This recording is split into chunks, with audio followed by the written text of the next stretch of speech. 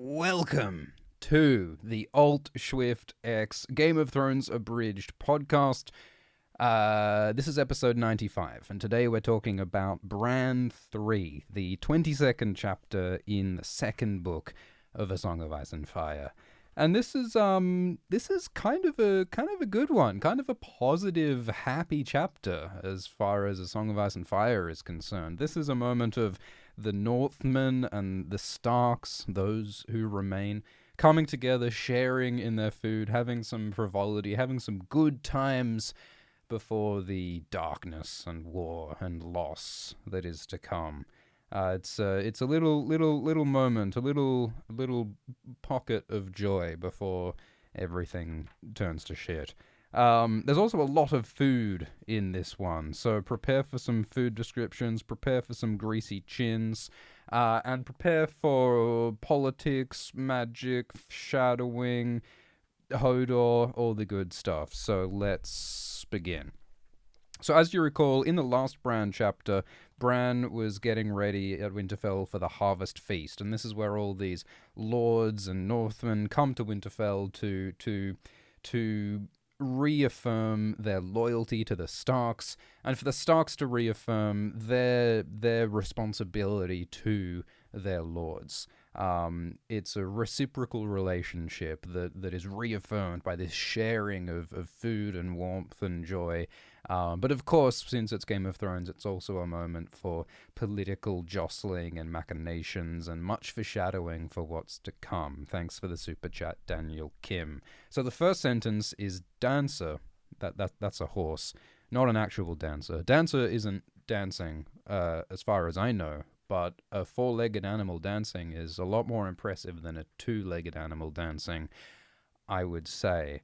Dancer the horse is draped in bardings of snowy white wool, emblazoned with the grey direwolf of House Stark. And riding the horse is Bran Stark, wearing grey breeches and a white doublet, his sleeves and collar trimmed with vair. So Bran is looking like spicy fresh. He's looking fly in his white velvet and his grey, which is something you don't really see in the TV show. In the TV show, pretty much everybody just wears like dark leather all the time, which, you know, I think was done to try and give everything a tone of sort of realism and groundedness, which I sort of understand. But like, there is a function to the bright clothes, because they communicate class, and they communicate allegiance, and they communicate wealth, and they communicate prestige. So there's a lot of important things going on with the clothing, I think. And like, even the fucking horse, like this horse has got this snowy white wool garb. This horse is better dressed than most of the actual lords are in the Game of Thrones show, which is ridiculous. It's also an indoor horse. Like Bran is riding this horse up through the Great Hall of Winterfell, which is a real power play. Like that's like driving your Maserati into Buckingham Palace and just skirt on the Queen and just going like, hey, look at my wealth. It's like a hip-hop video. Like, lords in Game of Thrones are like the rappers flaunting their wealth in hip-hop music videos. By skirting in his dancer with all the white wool bardings, Bran is saying, hey, look, I'm the Stark, I'm large and in charge. I might not have legs, but I do have the power and the prestige and the horse of Winterfell. So, you know where you stand. A horse indoors is a risky move. Like remember in the TV show, when in season 2 episode 9, when Tywin Lannister won the Battle of Blackwater for the Lannisters, and he walks in with his horse into the Red Keep right in front of the Iron Throne, and Tywin, he just rolls in, and his horse takes a dump on the floor. Like, it's hilarious if you watch that scene. Like at the end of the Oh no, it's season 2 episode 10, I think. It's like the victory thing before King Joffrey. And Tywin walks in with his horse as a show of power and stuff, and he just takes it, and his horse just shits on the floor, which sort of shows you what kind of a man Tywin is. He does not give a shit, and the way he communicates that is to give a literal shit. What are we talking about? So the point is that the point is skirt. But the horse indoors reminds me of there's this story, something that happened to my great grand aunt, was this issue with the cow. Like, as a prank, her nieces decided that just to rile up old Aunt Jemima, they would put a cow in her upstairs bedroom, like just as like a prank, bro. So they led the cow up by like holding like a carrot in front of its head. And old Betsy the cow, like they actually got the cow. Like the bedroom was on the third floor, so they led the cow all the way up the spiral staircase to Aunt Jemima's bedroom. And she cacked a dax when she found that Betsy was in a marriage bed. But the thing about cows is that they can go upstairs, but cows are physically incapable of going downstairs because of like how their legs bend. So in the end, they had to get a fucking like crane to like pull the roof off Jemima's house in order to airlift the cow out. Or at least that was the plan. The what they ended up doing, because they couldn't afford the crane, was to instead to sadly butcher Betsy and turn her into delicious ribs instead. So it was a big feast that the Shrift clan had that night, much like the feast that we're about to witness in this chapter. Anyway, so Bran is rolling up in his horse and he's showing off the Stark prestige and power. And Dancer goes up the stairs into the Great Hall, and all these people, these Northmen, are in the Great Hall, and they're shouting, "Stark, Stark, Winterfell, Winterfell." So it's all about asserting and affirming that loyalty, that northernness. Which of course is really important. It's really important that in book 2 that they like explain, that they affirm and show us what like northern loyalty means. Because of course, way forwards in book 5 in A Dance with Dragons, when you see like Big Bucket Wool like saying, yeah, let's like give our lives to like beat the Boltons and bring a Stark back into Winterfell and get Ned's little girl Arya back, and when we hear that the North remembers, and when we all these plots going on to like bring back and like people are remembering these moments, this prosperity and this power and this loyalty that was invested in House Stark.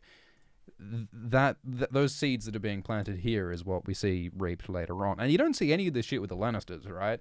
Like, you never see like all these Lannister Westermen like gathering in some dope-ass feast that like Tywin throws for them all, saying like, hey, let's affirm Lannister pride because we're all in this together, guys. You don't see that. And that's why after Tywin's death, you don't see any fucking Westermen mourning him, So all the Starks, all the Northmen are coming, and I mean, like, in Winterfell, they've got the Wintertown, right? So like, and the Wintertown is this place where when winter comes and times are tough, the common folk and the peasantry are invited to all come together and to congregate in the Wintertown as a place to huddle together for warmth and to benefit from the protection of the Starks.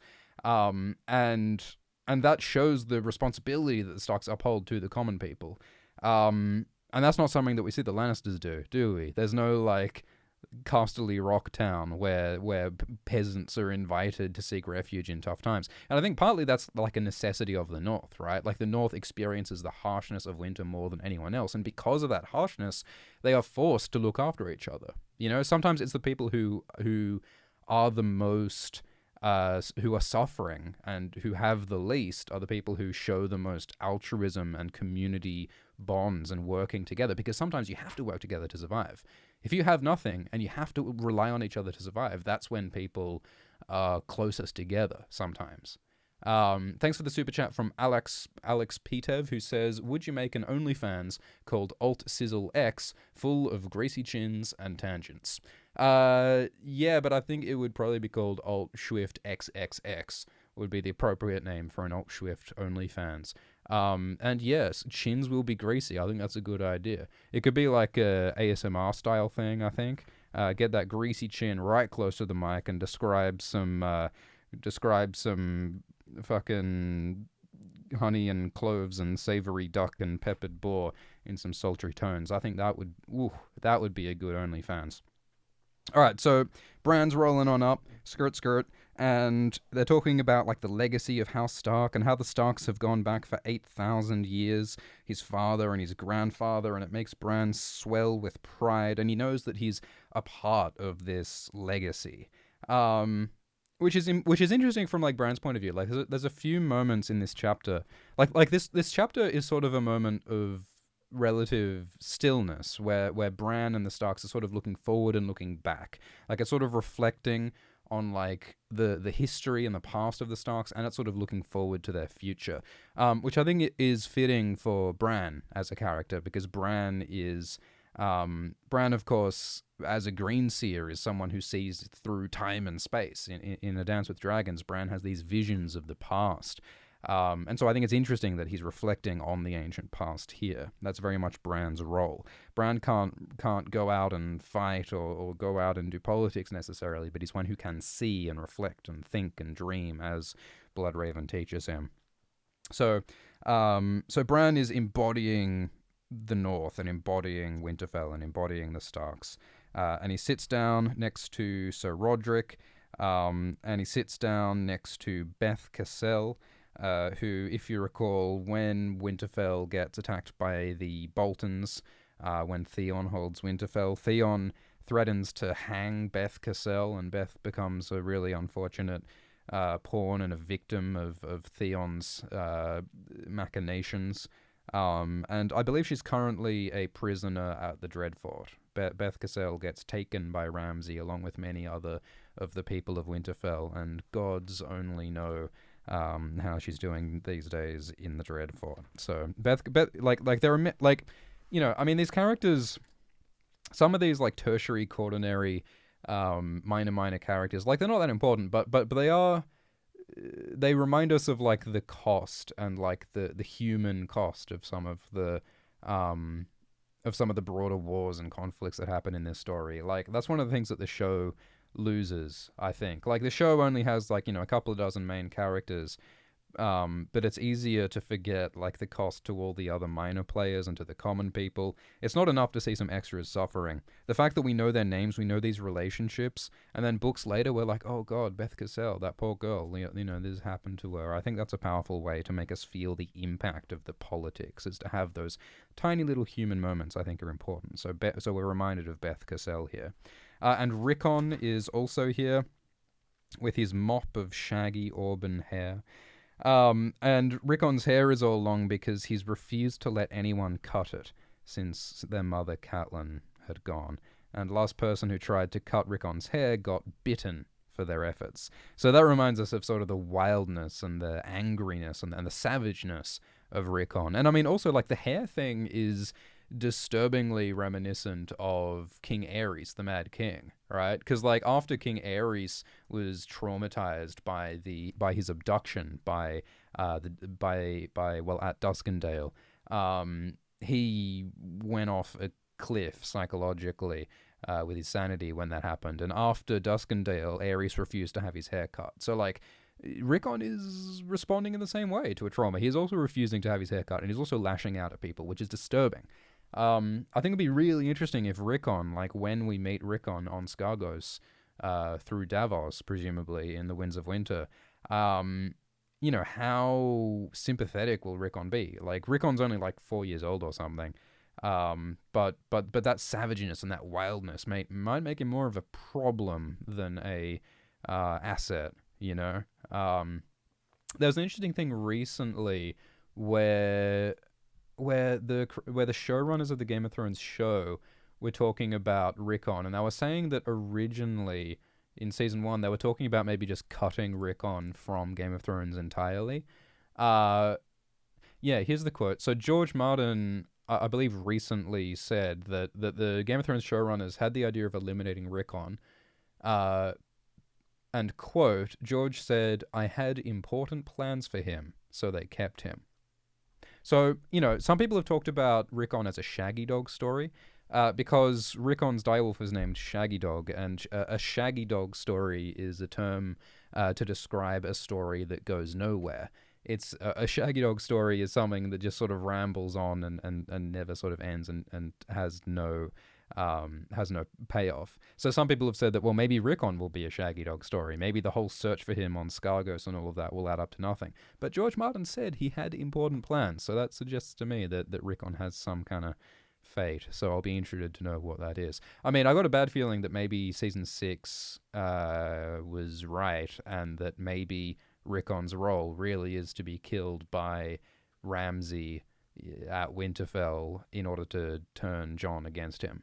Like, one school of thought is that Ramsay will be defeated and killed by Stannis Baratheon, and he will take Winterfell. But, you know, that pink letter has got to be for a reason, right? Like, making Jon hate Ramsay and want to ride south. I don't know. It's hard to predict. But anyway, so we're at the feast, and Roderick is up there, and Bran has to publicly speak for Winterfell, and he thanks the gods, old and new, for Robb's victories. Interesting that he mentions the new gods as well as the old gods. And he talks about the bounty of the harvest. May there be 100 more victories, and he raises his father's silver goblet. And everyone says 100 more, and they all clash their horns together, and all the food comes out. Phrasing. And it's a moment of ceremony and ritual, which I think is important, and which is especially relevant for like a harvest feast, right? Like, there are very ancient traditions around food and the changing of the seasons and leaders, and the idea of like a ruler or a king being personally responsible for the harvest, and if there's a bad harvest, it's the leader's fault, and the leader's relationship with God is at fault. There's all sorts of... have you guys seen the movie Midsummer? That's a good movie. You should watch that, because it's all about seasons and sacrifice and interesting themes like that. So then we roll out the food. It's time for food. Bran starts drinking some of the wine, and it's like a watered down wine because he's a little tacker, but it's strong enough that by the time Bran sets down the goblet, his head was swimming. So Bran is white girl wasted. At 8 years old. And Roderick says, "You did a good job, good speech, well done. Lord Ed would be proud of you." So, like, we keep mentioning Ned Stark, because Ned Stark is so important throughout the entire series. His ghost and his legacy is always brought up, because Ned embodies everything that was good and respected and loved about House Stark. And even though Ned Stark failed, even though Ned Stark died, his values... And what he represented in terms of honorable, just, reciprocal rule, all of that lasts, and that's what the North remembers, and that's why the North continues to fight for the Starks 3 books later. So all the food comes out. There are... are you ready? You ready for the ASMR food description?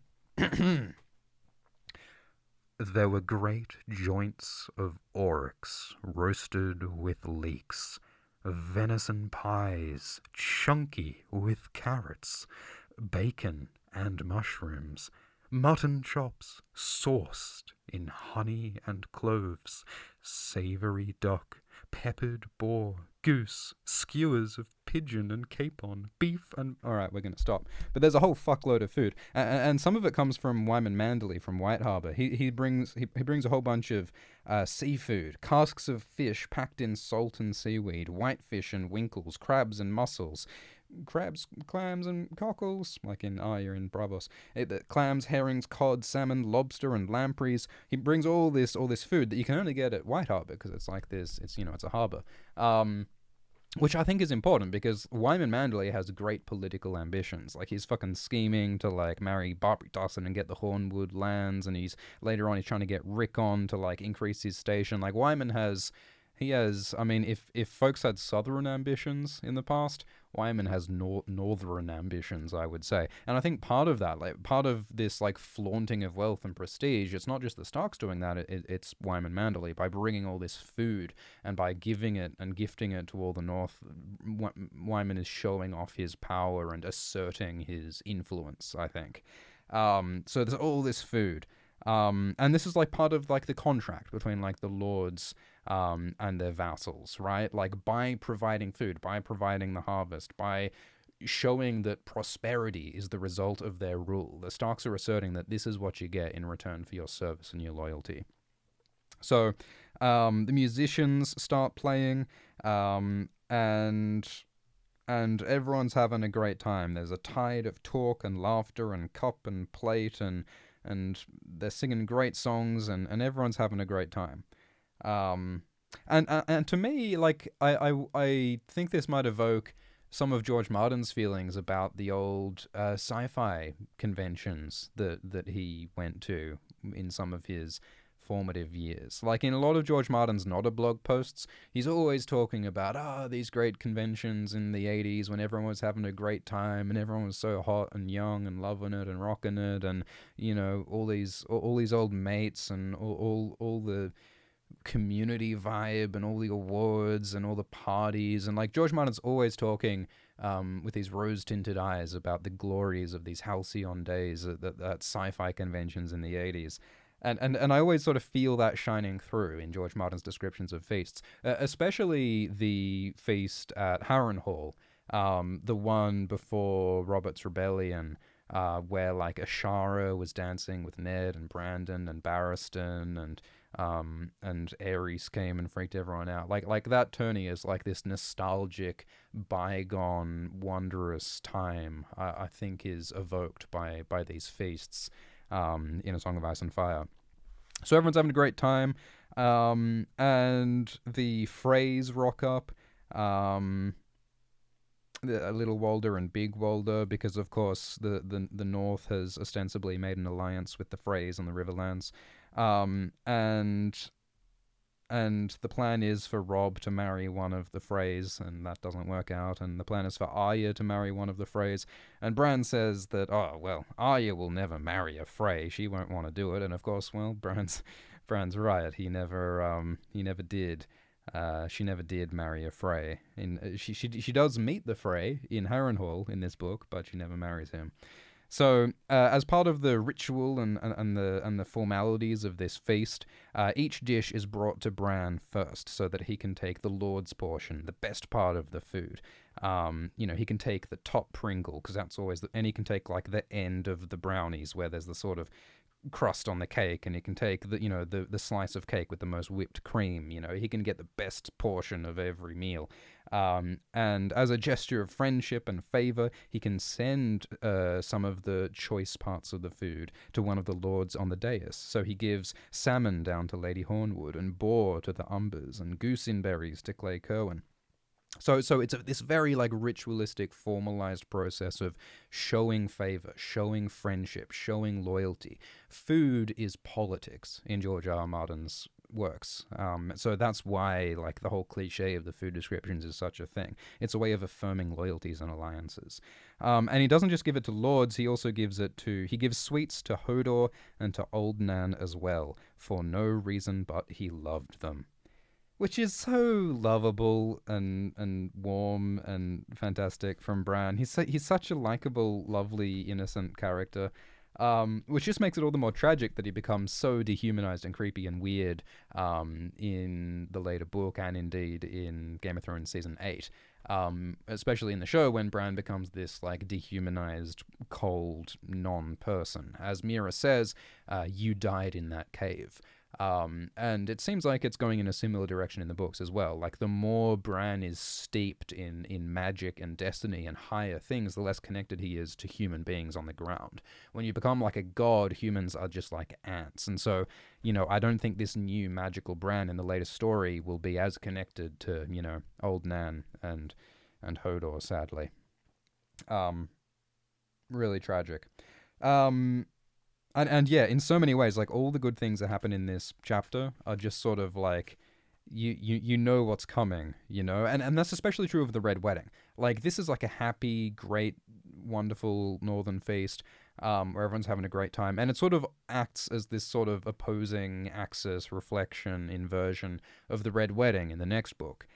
Which is meant to be this celebratory, warm, wonderful feast, but it ends in disaster and blood and death for the Starks. And so these are sort of these two opposing inverse feasts in either book, I think.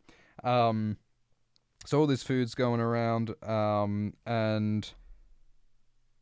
yeah, the Umbers and the Kerwins and all these people who are so loyal to the Starks, they're getting the favor of the Starks in this feast. And Bran also... on Sir Roderick's suggestion, Bran also decides he'd better send some special food to the Walders. So he sends Walder some boiled beets and Big Walder some buttered turnips. So they get favor, but not the best kind.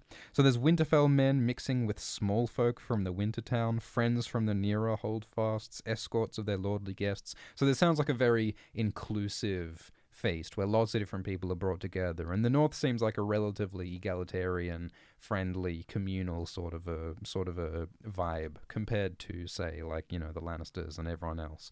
The North is a place where, people have to work together in order to survive when things get cold and dark, it seems. And so everyone's having a good time, but Bran watches them from a distance, as if he still sat in the window of his bedchamber, looking down on the yard below, seeing everything, yet part of nothing. So that's like a tragic, evocation of what I was just saying about Bran being dehumanized and separate and disconnected by his magical powers. As Pete says in the live chat, it's Dr. Manhattan syndrome, Dr. Branhattan, right? The more magic he gets, the more disconnected he is, and it also it's also almost breaking the fourth wall, because like an author is the same thing, right? Like someone who's writing a story is above it, but is not part of it. And so I think there's almost, you can read a certain amount of melancholy into George Martin's writing when he's describing these nostalgic halcyon parties and feasts of which he is no longer a part, at least insofar as he's now an author in the present rather than a feaster in the past. So Osha is serving and pouring ale around the feast, which is kind of remarkable, the fact that, she's a wildling, though I suppose most people here don't know that.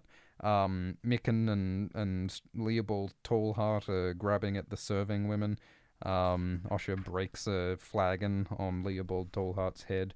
Farlan makes his red bitch beg for bones. Phrasing. An old Nan is picking at the crust of a pie with wrinkled fingers. Lord Wyman attacks a steaming plate of lampreys as if they were an enemy host. I tell you, if Roose Bolton was an eel, the siege of Winterfell would already be over. I tell you that.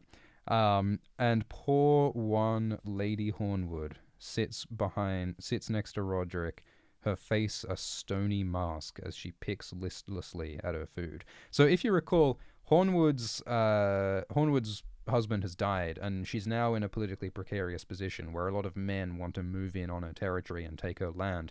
And specifically, Ramsay Bolton has been like amassing men near the border of her lands. And Hornwood said last Bran chapter, "Hey, I'm in danger." What's that Ralph Wiggum meme? I'm in danger. Like, that's Hornwood is feeling very threatened right now, and Bran was like, "Hey, we should help out Lady Hornwood. We should give her some soldiers to defend herself." But Roderick's like, no, we can't send soldiers to everything, and we're not going to do it. And as a result, Hornwood gets killed. Ramsay, in a few Bran chapters, will roll in, forcibly marry Hornwood, starve her till she eats her own fingers. So like, Lady Hornwood is almost like this ghost, this foreboding ghost of like future death who is ignored.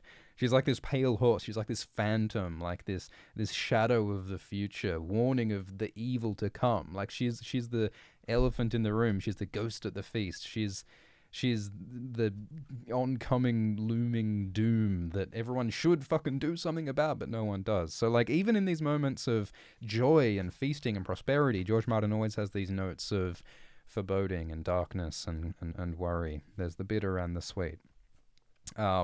So Bran mentions that he kind of likes Wyman Manderley, which is interesting. I wonder if that relationship might be significant later. And so Bran is, he's sort of enjoying watching the party, but he doesn't quite feel like he's part of it, and it's too hot, and everyone's too drunk here. And he thinks, it'd be nice in the Godswood. In the Godswood, steam is rising off the hot pools. The weirwood leaves are rustling. The smells are richer here. Soon the moon will rise, and my brother will sing.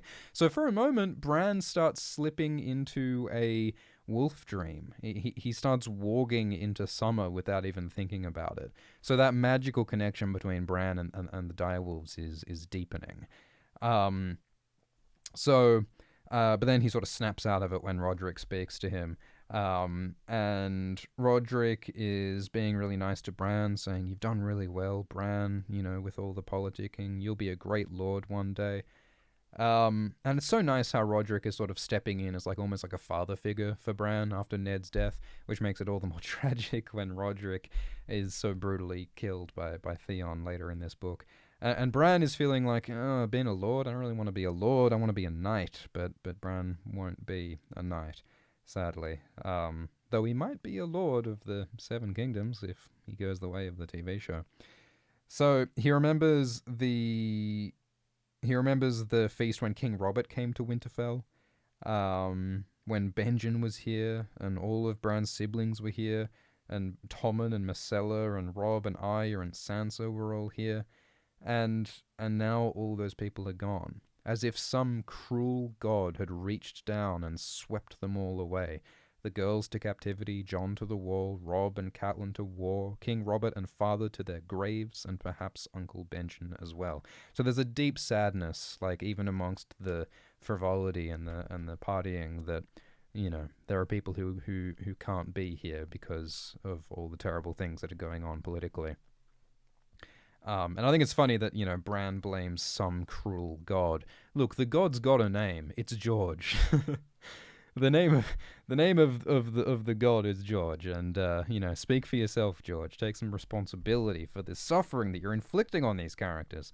And so he looks at all these new faces who are replacing some of the guards who have left. Jory is now dead, and all these new guards are here, and he sort of likes these people well enough, but they're not the people he knows and loves.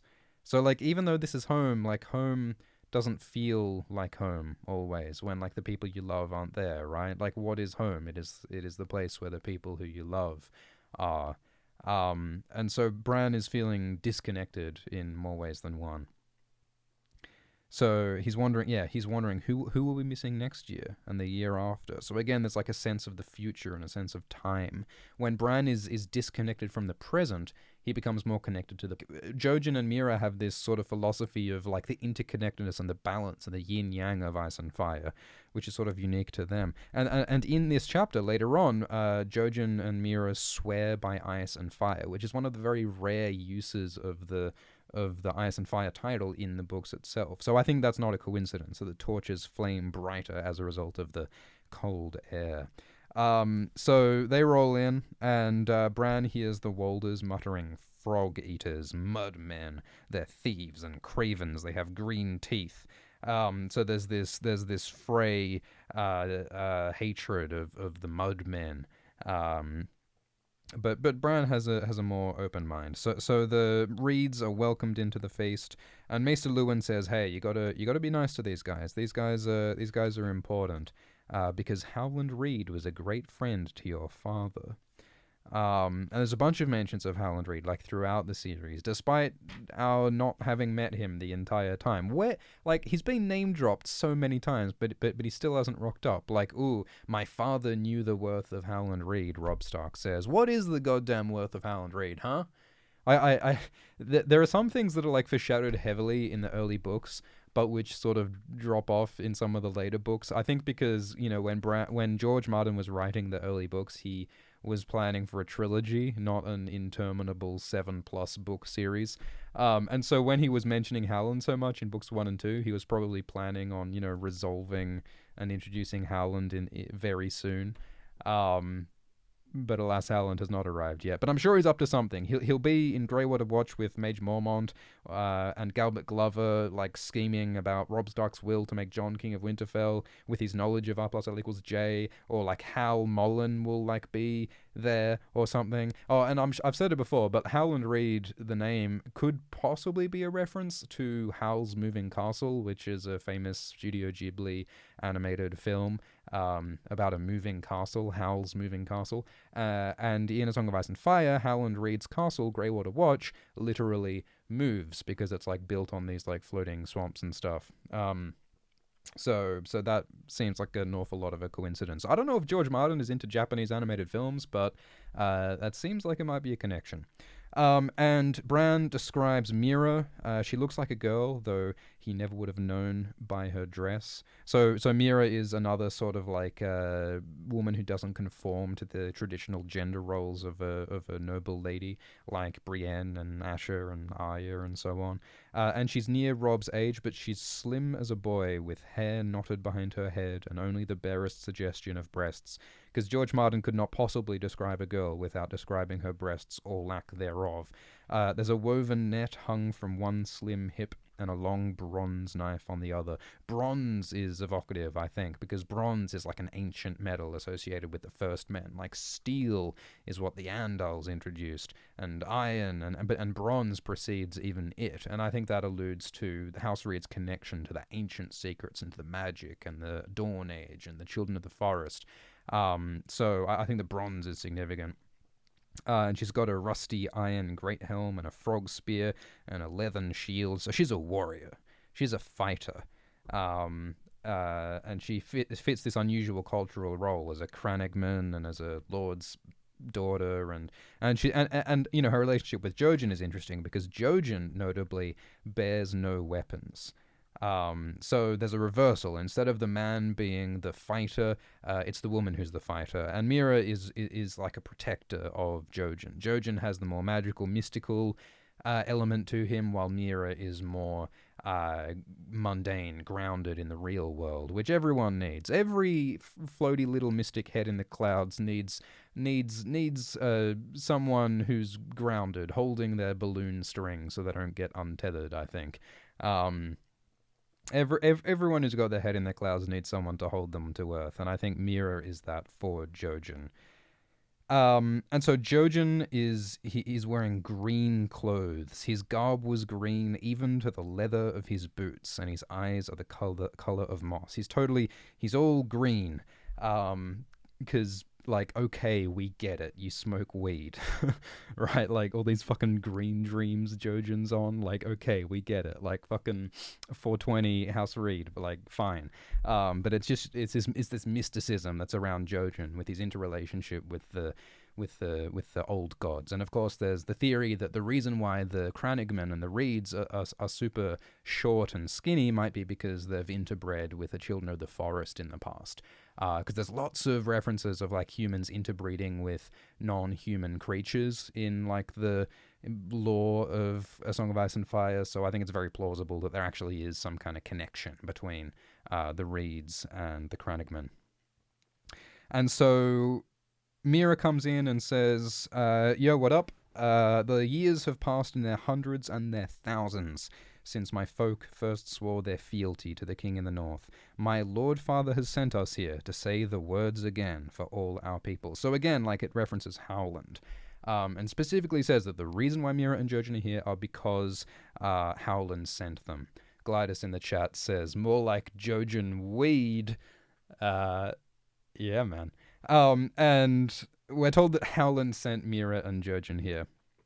And later on we learn that the specific reason why Jojen and Mira are here, because Jojen had these dreams of a winged wolf held down by stone chains. And it's like the job, mystically, of Mira and Bran to release the winged wolf, who is Bran, from those chains, to awake his magic power. And those dreams were probably sent to Jojen by Bloodraven up in the north. So to what extent that's like manipulation or whether it's something more honest and benign is up to you to decide. But you got to wonder, like, what role did Howland have in all of this? Like, did Jojen just say, "Hey, Dad, I need to travel to the other side of the continent because I had a weed dream about a doggo who was in some kinky bondage and I need to let him out." Like, is Howland really cool with that? I wonder if Howland might have some kind of green dreams and stuff himself, because it is hereditary, presumably. It's in the blood, right? So maybe Howland also shared Jojen's mystical experiences. I mean, it's kind of similar to Daenerys the Dreamer, right? Like, the ancient Targaryens left Valyria and uprooted themselves and moved to the arse end of the world on Dragonstone, relocated their entire dynasty on the word of his daughter Daenerys the Dreamer, because Daenerys had these visions of Valyria exploding and catastrophe, and on the word of his child's visions, I think it was Aenar Targaryen was his name, moved the Targaryens to Westeros. And that's why they survived. And so I wonder if it's a similar dynamic between Howland Reed and Howland's son Jojen, and all, following all these political moves based on his child's mystical visions. I wonder what Howland knows and what Howland's role is in all this. And so they reaffirm their loyalty to the Starks. They say, "To Winterfell we pledge the faith of Greywater. Hearth and heart and harvest we yield up to you, my lord. Our swords and spears and arrows are yours to command. Grant mercy to our weak, help to our helpless, and justice to all, and we shall never fail you." And that is probably the clearest description and statement of what the deal is. Like why, what is the whole foundation of this feudal structure? Why do all these peasants and these lords submit to be ruled over by these higher lords? What is underpinning this relationship? And this is what they're describing here. In return for defense of the weak and justice to all, and sanctuary in the Wintertown when times are tough, and in return for that protection, the peasantry and the lower lords offer up the harvest and the taxes and the loyalty and the soldiers for war. That's the deal. And that reciprocal commitment is what the Lannisters break. That's what the Boltons break. That's what the Freys fail. Well, less so the Freys, but the Lannisters and the Boltons. The reason why their people turn against them, and the reason why they collapse, and the reason why they're unjust, and the reason why they're different to the Starks is because they fail to uphold this agreement. And so the Reeds are here to reaffirm this, and they swear it by earth and water. I swear it by bronze and iron. We swear it by ice and fire. So that's one of the few times that they actually use the title of this series, and that should give us a hint that this is something like cosmically important. The Reeds are connected to something really significant to the heart of this story. It's mysticism. So there's an important page. And so Bran doesn't know this particular oath, so he just says, "May your winters be short and your summers bountiful," which, like, evoking the seasons, that gives you the sense that this is something cosmically significant. This oath is something ancient and meaningful. And Bran, of course, is, presumably the future weirwood king of Westeros. Like, this goes to the heart of the contract that Bran must uphold if he does become king of Westeros. Because Bran so often is being pulled away from politics in the present to become a magical, mystic character. But he's still got one foot in the mundane world of the real world and the politics. And this oath about upholding his duty as a liege lord is an important part of that, and I think Bran will remember this oath of ice and fire if and when he becomes king. Hadas in the chat says that this is an international nerd club. Yeah, that pretty much is what Alt-Shift X is. Smash that like button. Mira helps her brother up, and Jojen stares at Bran, being a bit creepy. And Mira says, "We bring you gifts of fish and frog and fowl," which is a bit like frankincense and myrrh and the other one. What's the other one? Frankincense, myrrh. It has like a mystical significance. Like, Bran doesn't really need a frog right now. Like, a amphibious froggo is not like something that Bran needs, but there's a mystical, symbolic significance to this gift giving and this food and this oath. So it all speaks to something deeper and bigger than anything physical and anything present. So Bran offers the meat and mead of Winterfell, and he thinks about, the Crannogmen are a poor folk, and they're fishers and frog hunters who live in houses of thatch and reeds, floating islands hidden in the deeps of the swamp. And Howland Reed was one of Ned Stark's staunchest companions in Robert's Rebellion. Keeps on mentioning how badass Howland is, so he better do something cool when he turns up. And Jojen immediately asks about the direwolves, because Jojen's been dreaming about Bran as a direwolf and that whole old gods mystical Greenseer weirwood warging connection.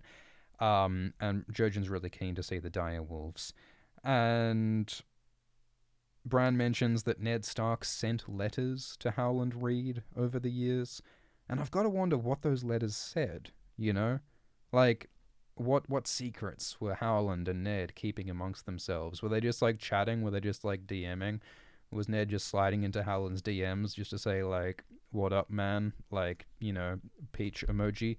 Or were they sharing secrets about, Jon? Like, I mean, Ned didn't have a lot of people to confide in about this secret that was eating him alive inside, right? Like Ned was hiding from his family the fact that that John was not really his son. It's the son of his sister Lyanna. And, surely Ned would want to confide with Howland about how he feels about that. Except, of course, he probably couldn't put that in a letter because the maesters might read it, so you got to keep it secret. But, that bond between Howland and Ned as the only survivors of the Tower of Joy must be really deeply significant. So I wonder what was in those letters, what plans, what contingencies, what revelations, what feelings, all sorts of stuff could be going on. And Bran was he quietly after all the public talk, he says, do these Crannogmen really eat frogs? And Roderick's like, yeah, they eat frogs and fish and lizard lions. They taste like chicken, man. It's all good. A little bit gamey, but pretty tasty. It'll keep your chin greasy. That's true. And so Bran thinks, well, if they eat frogs and fish, maybe they don't have sheep and they don't have cattle. So he commands the waiters to bring the Reeds some mutton chops and a slice off the oryx just to see if they like it. So Bran is so thoughtful and so considerate and so kind, which is so lovely, and it's so sad that he loses those human qualities as he becomes more of a magical tree boy. That's the thing George Martin always does. He gives you the good times so that he can cruelly take them away and make it hurt when things get bad in later books. And Mira stares at Bran, and Bran blushes and looks away. Which might be a sort of early hint at the sort of crush that Bran gets on Mira later in Book 5, which could potentially end in sadness because relationships between crippled tree wizards and Crannic women don't always end well, but we'll see how it goes. Next page. After the... Next page. After the food had been served and washed down with wine, the food was cleared and the tables shoved back to make room for dancing, which is a cruel thing for Bran to have to sit and watch when he can't dance without his legs. And the singers sing the song called The Night That Ended, where the Night's Watch ride forth to meet the others in the battle for the dawn. Ooh, that's a spicy little sentence. The Night's Watch rode forth to meet the others in the battle for the dawn. I think one of the takeaways there is that means the Night's Watch, I mean, if this song is accurate, which it probably isn't, but that suggests that the Night's Watch predate the Wall, right? Because the Wall, presumably, was built after the others were defeated in the battle for the dawn. So that means the Night's Watch weren't established to man the Wall. That suggests that the Night's Watch was established to fight the others. So was the Night's Watch just like a band of warriors led perhaps by the last hero / Azor Ahai? Or was it something more complicated? There's all sorts of speculation you can make there. Hertog in the live chat says, I think Ned would trust Luwin not to read the letters. Yeah, that's possible. It seems like Ned and Catelyn trusted Luwin a lot. And I would speculate that House Reed doesn't have maesters, I would guess. Because if House Reed don't have sheep and stone houses and they're eating frogs and stuff, they might not have maesters. That's another institution they might not have. So yeah, if it is that, Ned trusts Luwin and Howland doesn't have anyone snooping on his letters, then maybe they actually could speak freely. That could be interesting. Maybe they could have shared secrets. So there's dancing, everyone starts throwing shapes on the dance floor, getting rowdy. The Glover men begin a spinning skirl on bladder and wood harp. I tell you, any remix of a pop song on a bladder it always sounds better. Like some kind of dubstep mix, like a bladder remix. It's a good time. So Mors Umber, that's Horsebane with his dragon glass eye. He's the first to his feet, and he seizes a passing serving girl by the arm, knocks a flagon of wine out of her hands, and starts dancing with her, and spins her around in the air. And she squeals with laughter, so I don't know, I guess she's having a good time. But everyone's getting rowdy on the dance floor. Hodor begins to dance all by himself. Wyman dances with little Beth Cassell, which must have looked hilarious. For all his size, Wyman moved gracefully. They say similar things about Illyrio Mopatis. Illyrio Mopatis is grossly obese, but I think there's a moment when Tyrion mentions that Illyrio moves with surprising grace. because Illyrio used to be a water dancer. So George always has like these like fat men who people underestimate, but who are sort of secretly like ultra competent and graceful and smart. Which I do wonder if that's something that he feels about himself. Like fatness is something that George Martin writes about a fair bit. And I think that might reflect his own feelings about himself. And he's always sort of saying that, oh, these fat people, they do love their eels, but you know, they know what they're about. And I think that's true of Wyman and Illyrio, and perhaps George Martin's thoughts about himself, perhaps. And so everyone's having a great time dancing. Lady Hornwood makes her excuses and takes her leave, which is such a tragic, foreboding moment, you know? The ghost at the feast is not joining in the frivolities because maybe in some metaphysical foreshadowing way she sort of knows the horrors to come. She said that Ramsay would attack her lands, and indeed he does, and Hornwood dies. So there's darkness even amidst the joy. And the dancing makes Bran sad because it's something else he can never do. So all this human joy is almost just alienating Bran more. And everyone looks and sort of stares when Bran gets into the basket on Hodor's back, and Bran feels the stares. He can never fully be a part of this anymore. So there's a real mournful, melancholy disconnection sort of a feeling throughout the feast. And on the way out of the hall, like, Bran decides to leave because he can't join in the dancing. And he sees Joseph, the Master of Horse, engaged in a different sort of riding. He's having sex with a woman who Bran does not know, having sex against the wall outside the hall. So, you know, they've told me that there's nothing like some eel pie to get the juices flowing. So it's the strongest aphrodisiac in the world is actually the White Harbor crab, is what I've heard. So Joseph and this girl are getting at it, and Hodor stops to watch. He's sort of like Forrest Gump, right? Forrest Gump likes to watch. I think that's... and Bran's like, leave them be, don't watch the sex, take me to my bedchamber. And I think the sex is important because this is another thing that Bran can't do, right? Like, presumably. I don't know. George has never discussed the functionality of Bran's dick, but he can't dance, and now he's seeing sex, and that seems like something that he probably will never have either, unless he does something through warging, which might be more of an abomination than anything else. So Hodor carries Bran upstairs to his room, and then Hodor leaves, and Bran hears the faint sound of music, and he remembers one day when Ned Stark... he asked his father Ned if the Kingsguard are truly the finest knights in the Seven Kingdoms, and Ned said no longer. Once they were a marvel, a shining lesson to the world, but no longer. And he talks about Arthur Dane with his sword forged from the heart of a fallen star, the sword of the morning, and Howland Reed saved him, and then father got sad. So there's this deep sense of like nostalgia and longing, and that's very much in keeping with what Bran is feeling about what he's lost, and the family he's lost, and the body that he's lost, and everything that he can't be a part of. So there's a lot of regret and a lot of melancholy amidst all of this joy. And then as he's going to sleep, Bran has another wolf dream.